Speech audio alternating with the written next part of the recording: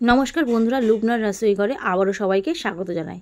একই রকম সবজি খেতে খেতে একটু মুখের স্বাদ পাল্টানোর জন্য আজকে আমি নিয়ে হাজির হয়েছি ঢ্যাঁড়সের একটু ভিন্ন রকম রেসিপি, যেটা গরম ভাত রুটির সাথে খেতে অসাধারণ লাগে। চলুন দেখে নিই আজকে আমার রেসিপি। সবার প্রথমে আমি এখানে কিছুটা ঢ্যাঁড়স নিয়েছি। ঢ্যাঁড়সগুলোকে আগে থেকেই জল দিয়ে ভালো করে ধুয়ে জল ঝরানোর জন্য রেখে দিয়েছিলাম। আর যদি বা ঢ্যাঁড়সের গায়ে কোনো রকম জল থাকে তাহলে জলটাকে কাপড়ের সাহায্যে একটু মুছে শুকিয়ে নিতে হবে। ঢ্যাঁড়সগুলোকে ধুয়ে নেওয়ার পর মুখগুলোকে আর পেছন দিকটা কেটে ভালো করে ছোট ছোট টুকরো করে কেটে নিচ্ছি। খুব বেশি ছোট করব না, আবার খুব বেশি বড়ও রাখবো না। আমি এখানে কিছুটা ঢ্যাঁড়স কেটে আমি আপনাদের সঙ্গে দেখিয়ে দিচ্ছি যে আমি কেমনভাবে ঢ্যাঁড়সগুলোকে কেটেছি।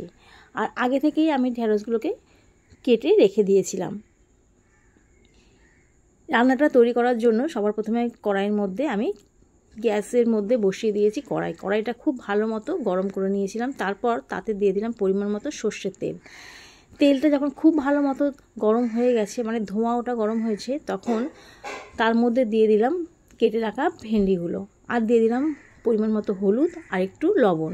হলুদ আর লবণটাকে দিয়ে তেলের মধ্যে ভালো করে ঢ্যাঁড়সটাকে একটু ভাজা করে নেব। আর অবশ্যই গ্যাসের ফ্লেমটাকে মিডিয়াম টু হাইতে করেই ভাজা করতে হবে, নাহলে ঢ্যাঁড়সগুলোকে পুড়ে যাবে। 3 থেকে 4 মিনিট ধরে ঢ্যাঁড়সটাকে ভাজা করে নেব। ঢ্যাঁড়স ভাজতে খুব বেশি সময় লাগে না, মানে সিদ্ধ হতে, যেহেতু এটা খুব নরম সবজি। দেখুন ঢ্যাঁড়সটা কিছুটা ভাজা হয়ে এসছে আর পরিমাণটা কতটা কমে গেছে। এরকমভাবে সমস্ত ঢ্যাঁড়সগুলোকে আমি ভেজে নেব।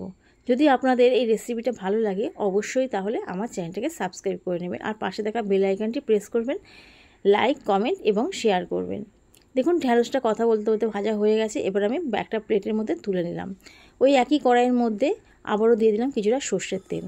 তেলটা যখন গরম হয়ে গেছে ফোড়নে দিয়ে দিলাম খুব সামান্য পরিমাণে গোটা জিরে আর একটা শুকনো লঙ্কা।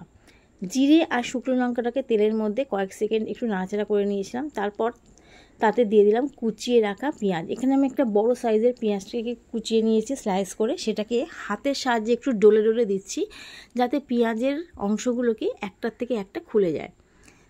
এবার তেলের মধ্যে সব কিছু খুব ভালো করে এটাকে নাড়াচাড়া করে নেব যতক্ষণ না পেঁয়াজের কালারটা একটু চেঞ্জ হয় আর একটু গোলাপি রং ধরতে শুরু করে দেয়। হাই ফ্লেমে পেঁয়াজটাকে ভাজবো না, নাহলে পেঁয়াজটা পুড়ে যাবে। পেঁয়াজের রঙটা যখন একটু পাল্টে গেছে তখন তাতে দিয়ে দিলাম লবণ। আমি ঢ্যাঁড়স ভাজার সময়ও লবণটা ব্যবহার করেছি, সেই জন্য এখন লবণটা বুঝেই দিতে হবে। শুধুমাত্র পেঁয়াজের মশলা কষার জন্য যেটুকু লবণের প্রয়োজন সেটুকুই দিয়ে দেবো। দিয়ে দিলাম পরিমাণ মতো, মানে হাফ চামচের কম হলুদ গুঁড়ো, আর একটু দিয়ে দিলাম জিরের গুঁড়ো। হলুদ আর জিরে আর লবণের সাথে ভালো করে পেঁয়াজটাকে কষিয়ে নিচ্ছি। 2-1 মিনিট একদম লো ফ্লেমে নাড়াচাড়া করে নিয়েছিলাম। তারপর তাতে দিয়ে দিলাম কালারের জন্য একটু কাশ্মীরি লঙ্কার গুঁড়ো, দিয়ে আবারও একটু মিশিয়ে নিচ্ছি। আপনারা চাইলে কাশ্মীরি লঙ্কাটা হলুদের সঙ্গে দিয়েও রান্নাটা করে নিতে পারেন। সব কিছু ভালো করে মিশিয়ে নেওয়ার পর এবার দিয়ে দিলাম একটা টমেটোকে স্লাইস করে কেটে নিয়েছিলাম, সেই টমেটোটাকে দিয়ে দিয়েছি। দিয়ে সামান্য পরিমাণে একটু জল দিলাম যাতে মশলাগুলো পুড়ে না যায়। আবারও সব কিছু ভালো করে একটু মিশিয়ে নিলাম। মিশিয়ে নিয়ে তারপর ঢাকনা চাপা দিয়ে কয়েক মিনিটের জন্য রেখে দিয়েছিলাম যাতে মশলার সমস্ত কাঁচা গন্ধটা চলে যায় আর টমেটোটাও একটু নরম হয়ে আসে। 2-3 মিনিট পর ঢাকনাটাকে আমি একটু খুলে দিলাম, দিয়ে আবারও চামচের সাহায্যে সব কিছু মিশিয়ে নিচ্ছি আর খুন্তি দিয়ে টমেটোটাকে একটু গলিয়ে নিচ্ছি। দিয়ে সব কিছু ভালো করে আবারও একটু কষিয়ে নিচ্ছি। কষাতে কষাতে যখন সমস্ত মশলা খুব ভালো মতো কষানো হয়ে যাবে, টমেটোটা একদম গলে যাবে, তখন তার মধ্যে আমি দিয়ে দেব 2টো ফাটিয়ে রাখা ডিম। ডিমগুলোকে দিয়ে দিচ্ছি। আমি এখানে 2টো ডিমের ব্যবহার করছি। প্রয়োজন মতো আপনারা আপনাদের ডিম, মানে যতটা প্রয়োজন ততটা ডিমের ব্যবহার করবেন, কম বেশিও করে নিতে পারেন। 2টো ডিম দিয়ে আবারও সব কিছু ভালো করে এটাকে মিশিয়ে নিচ্ছি।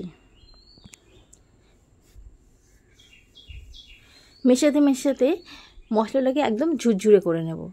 যতটা জল বা তেল আছে সেটাকে যেন অ্যাবজর্ব হয়ে যায় সেরকমভাবে এটাকে কষিয়ে নিতে হবে। আর গ্যাসের ফ্লেমটাকে আমি মিডিয়াম টু লোতে রেখে দিয়েছি। ডিমটা ভালো মতো কষানো হয়ে গেছে, মশলাটা একদম ঝুরঝুরে হয়ে গেছে। এবার তাতে দিয়ে দেবো ভেজে রাখা ভেন্ডি। এখানে আমি যতটা ভেন্ডি নিয়েছিলাম ভেন্ডিটা 80% মতো সিদ্ধ হয়ে গেছে। এবার যেটুকু অবশিষ্ট বাকি আছে এখন কষাতেই ভেন্ডিটা নরম হয়ে যাবে। সব কিছু খুব ভালো মতো আমি কষিয়ে নিয়েছি। এটা গরম ভাতের সাথে, ডাল দিয়ে, রুটি পরোটার সাথে খেতেও খুবই ভালো লাগে।